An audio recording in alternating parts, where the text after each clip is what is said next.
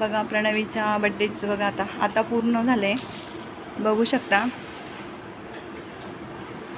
आता पूर्ण डेकोरेशन झालेलं आहे प्रणवीच्या बड्डेचा. बरं काय, बघा कसं वाटतंय सांगा नक्कीच.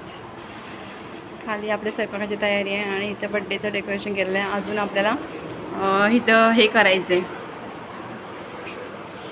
इथे आपल्याला अजून फुलं वगैरे इथे परत टेबलावरती डिझाईन करायची आहे. तर बघा कसं छान वाटते का नक्कीच सांगा कमेंटमध्ये. आपल्या गरिबांचा साधा सिम्पलच, कसं वाटतं नक्की सांगा.